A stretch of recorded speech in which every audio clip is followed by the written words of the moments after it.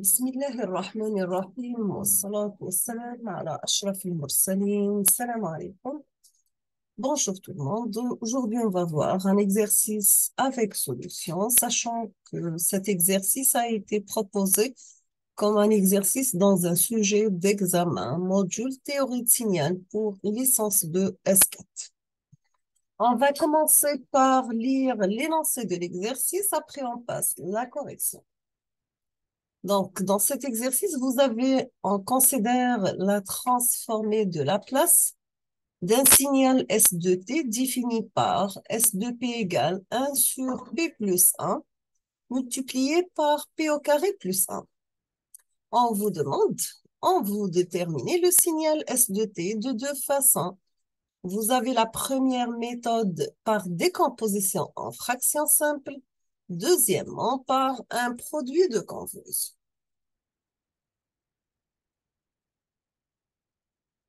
On passe la correction. Donc, si vous considérez la transformée de Laplace d'un signal S de t qui est défini par S de p égale 1 sur p plus 1 multiplié par p au carré plus 1. On veut déterminer le signal S de t de deux façons. La première méthode, c'est bien par la décomposition en fractions simples. C'est-à-dire, on va prendre notre signal S de p. On va le mettre dans la forme 1 sur p plus 1, p au carré plus 1. On va décomposer en éléments simples. On va mettre a sur p plus 1 plus bp plus c. Si vous demandez pourquoi on n'a pas mis a sur p plus 1 plus b sur p au carré plus 1, puisque ici vous avez le dénominateur, le p il est d'ordre 2. Donc ici, il faut avoir d'ordre 1 l'équation. Donc vous aurez bp plus c. Par contre, ici, vous avez d'ordre 1. Donc c'est une constante, simplement. On va déterminer a et b. Donc on va mettre, comment on calcule a? On va mettre 1 sur p au carré plus 1 et on va remplacer p par moins 1. On trouve la valeur de a égale 1 demi. La même chose, on va calculer B et C. On a trouvé que B égale à moins 1 demi et C égale à 1 demi. Donc, dans ce cas, on peut mettre S de P la forme. On va remplacer A par sa valeur est égale à 1 demi. Donc, ça sera 1 demi multiplié par 1 sur P plus 1, moins 1 demi multiplié par P moins 1 divisé par P au carré plus 1. On obtient, si on va faire la décomposition aussi, non, on peut la mettre dans la forme 1 demi de 1 sur p plus 1, moins 1 demi de p par p au carré plus 1, plus 1 demi de 1 sur p au carré plus 1. Toujours la décomposition en éléments simples en utilisant soit les propriétés ou bien la table de la transformée de Laplace, on arrive facilement à trouver la transformée de Laplace inverse. Ici, donc, vous avez d'après les propriétés de la transformée de Laplace inverse et le signal de sortie, on va le mettre dans la forme. Donc, on va remplacer 1 demi sur 1 p plus 1 par 1 demi exponentielle moins t par l'échelon u de t. 1 demi de p sur p au carré plus 1. Sa transformée de Laplace inverse, c'est 1 demi cosinus t par u de t. 1 demi de 1 sur p au carré plus 1, c'est la transformée de Laplace inverse de 1 demi sinus t u de t.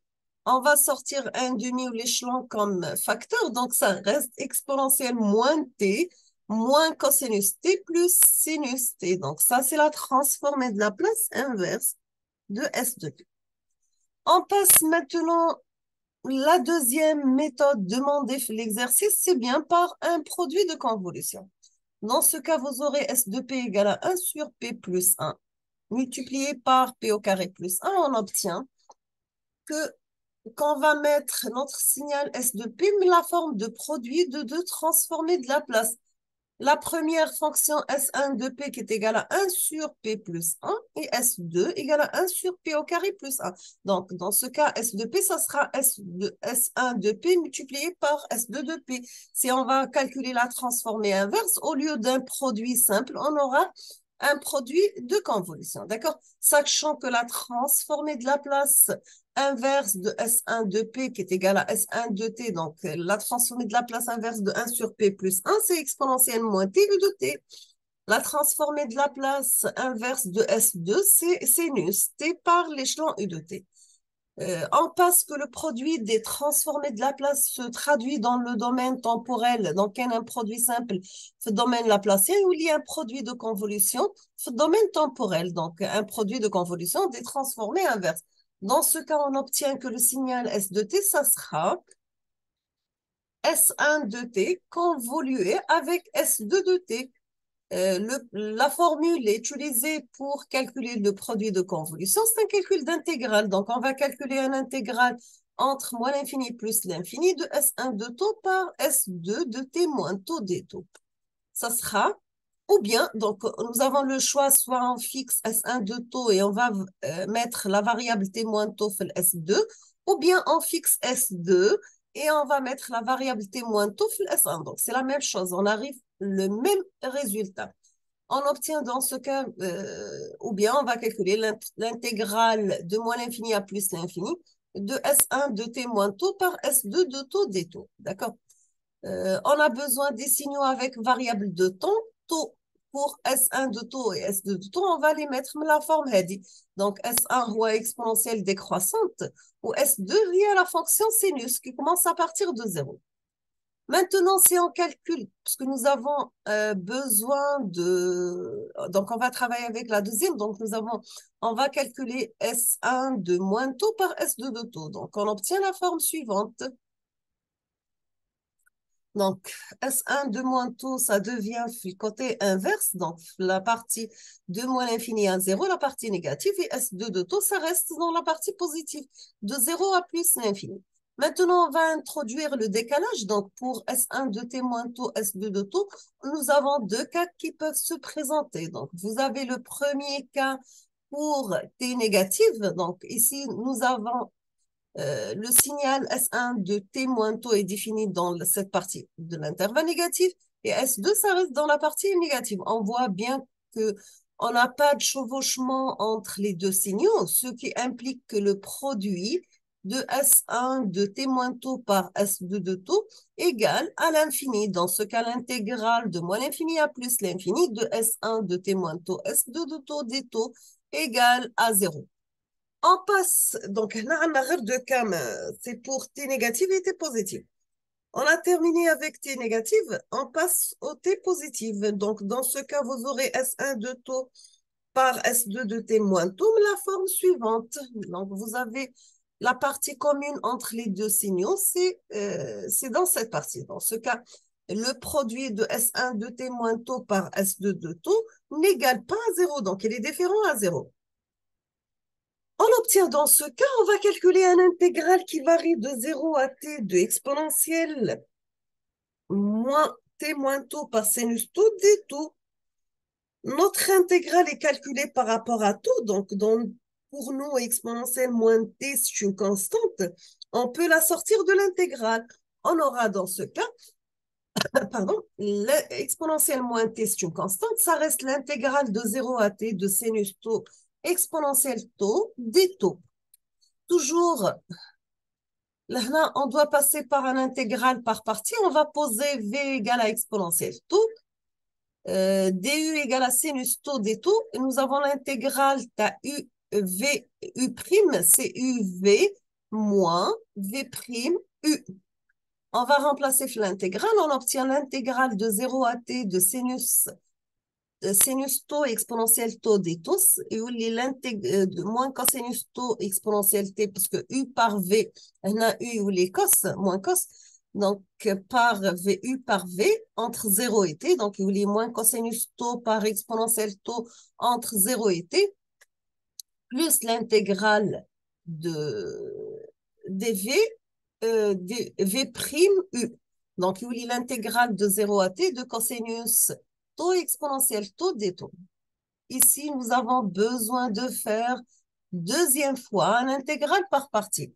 Donc, on va poser v égale à exponentielle taux et du égale à cosinus taux des taux. On obtient l'intégrale de 0 à t cosinus taux exponentiel taux des taux. Ça devient sinus taux exponentiel taux entre 0 et t, moins l'intégrale de 0 à t de sinus taux par exponentiel taux des taux. D'accord? On va remplacer, donc là, on va calculer l'intégrale de 0 à t de sinus taux exponentiel taux des taux. égale moins cosinus taux exponentiel taux entre 0 et t plus sinus taux exponentiel taux entre 0 et t moins l'intégrale de sinus 0 à t de sinus taux exponentiel taux. Donc, on a deux fois l'intégrale de 0 à t de sinus taux exponentiel taux des taux, ça devient moins cosinus taux exponentiel taux 0 entre 0 et t plus sinus taux exponentiel taux entre 0 et t. On va remplacer dans la formule générale, donc on obtient que l'intégrale de 0 à t de S1 de taux par S2 de t moins taux des taux égale tout simplement 1 demi de exponentielle moins t par sinus t exponentielle t moins cosinus t exponentielle t plus 1. On va sortir 1 demi l'échelon u de t comme facteur, donc ça reste exponentielle moins t plus sinus t moins cosinus t. Donc, nous sommes arrivés au même résultat demandé. Nous avons trouvé que s de t égale à 1 demi par exponentielle moins t, moins cosinus t, u de t. D'accord? On passe à notre exercice. Dans cet exercice, on vous demande de calculer la fonction d'intercorrélation des signaux causaux définis par le premier signal S1 de t égale à sinus t, le deuxième signal S2 de t égale à cosinus t. Comment on calcule la fonction d'intercorrélation des signaux causaux? C'est qu'il faut que les signaux S1 de t et S2 de t soient périodiques de période de pi sur grand T égale à 1. Donc, il faut avoir des signaux qui ont une puissance moyenne finie. Pour la fonction d'intercorrélation entre S1 et S2, c'est la limite de 1 sur grand T quand T tend vers l'infini, une intégrale entre 0 et T de sinus taux, cosinus taux moins T d taux. Donc, c'est la limite de 1 sur grand T quand T tend vers l'infini de l'intégrale de 0 à T sinus taux par cosinus T plus sinus T d taux. Après simplification, on trouve que pour l'intercorrélation, c'est la limite de 1 sur grand T quand T tend vers l'infini. De cosinus T, on peut la sortir de l'intégrale, car on calcule notre intégrale par rapport à taux. Donc, ça reste sinus taux, cosinus taux des taux, plus sinus T, hors l'intégrale, parce qu'on calcule par rapport à taux, l'intégrale de 0 à T de sinus taux des taux. On va mettre ça, le premier intégral, et le deuxième, et on va faire la somme des deux. Donc, on va commencer par le premier intégral. C'est l'intégrale de 0 à t de sinus taux, cosinus taux des taux. Donc, est égal à 1 demi l'intégrale de 0 à t sinus de taux des taux. Donc, est égal à moins 1 sur 4 cosinus de taux entre 0 et t. Nous avons que moins 1 sur 4 cosinus de t.